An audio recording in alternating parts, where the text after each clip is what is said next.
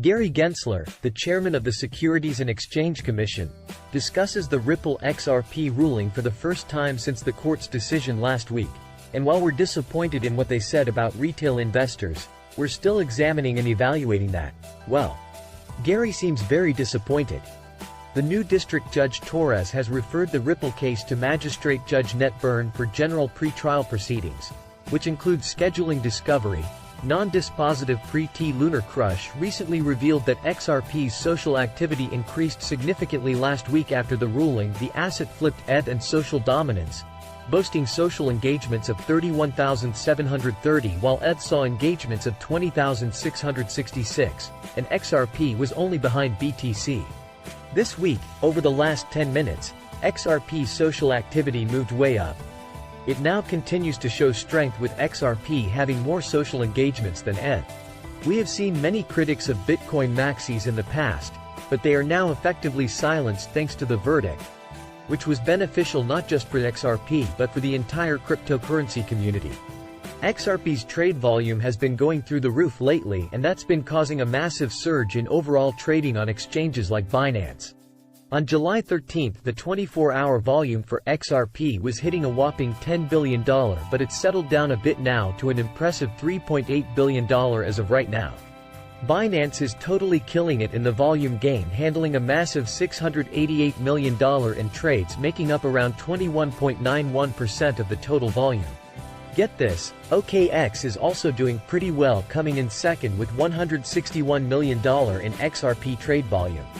Coinbase, which you'd expect to be higher up the list, is sitting in 9th place with a volume of $50 million. Anyway, it's clear that XRP is making some major waves in the market and people are jumping in on the action. It's going to be interesting to see how things unfold from here when you think about the intergenerational wealth transfer that's going to go on. A well-known proponent of cryptocurrencies shared some information during a recent Twitter conversation with former SEC Director Mark Fagel and other XRP enthusiasts. During the conversation, one XRP enthusiast claimed that Deaton had stated that none of the parties involved could appeal Judge Torres's ruling until after the trial issue had been resolved. However, Fagel disagreed. Deaton subsequently stated that he never intended to imply that an appeal wouldn't be possible prior to a jury judgment, and he added that there is no right to an automatic appeal right away. He added that any party could contact Judge Torres to request permission to appeal, and then they could submit their appeal request for consideration to the Second Circuit. Deaton stated, "I didn't mean to imply that an appeal cannot be made prior to a jury judgment, but rather that there isn't an automatic right to do so.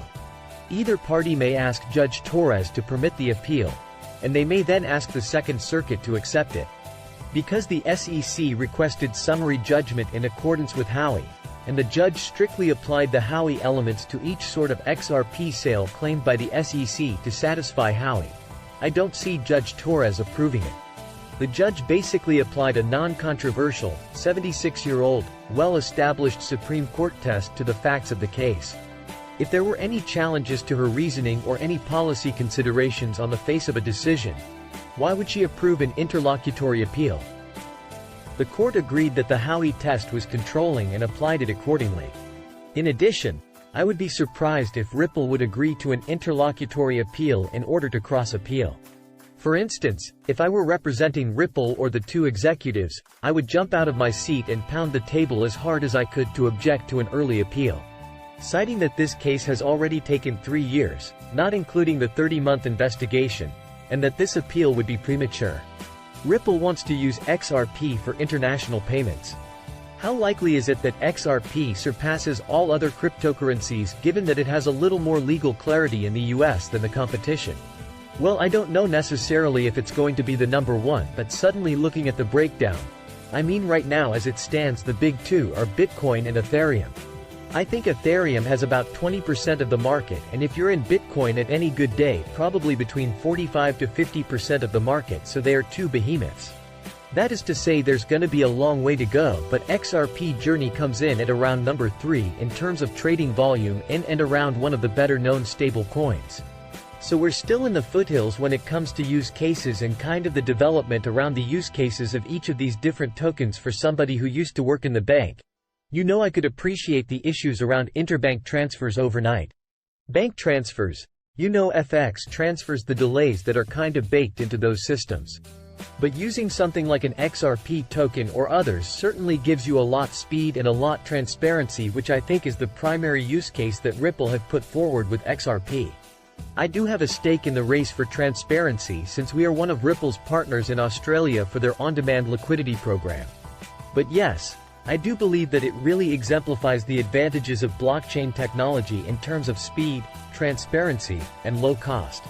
There's also another story there that's worth investigating, both for conventional finance and for potential cryptocurrency investors. There has been much discussion regarding Judge Torres's reasoning in the XRP decision.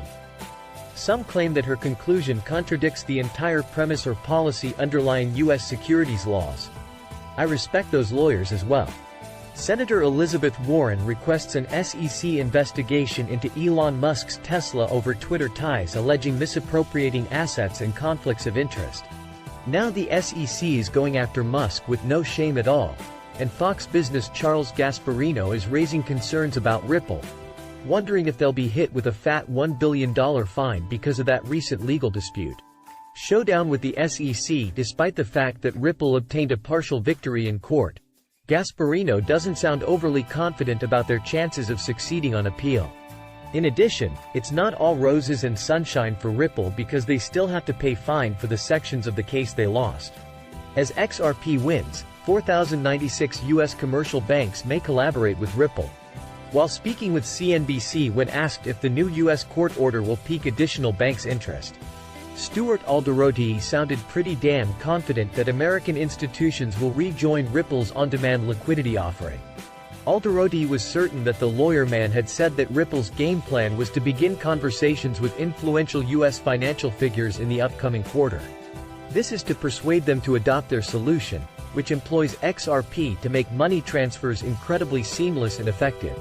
Alderoty argued that the court's ruling will provide these financial professionals the assurance to talk about the problems they encounter with cross-border transfers. You don't need anyone's authorization to engage with the XRP ledger because of the high fees liquidity that allows developers worldwide to support a variety of use cases.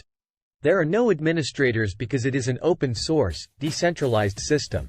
You simply submit transactions, and everyone who uses it will carry them out. It's really quick and easy.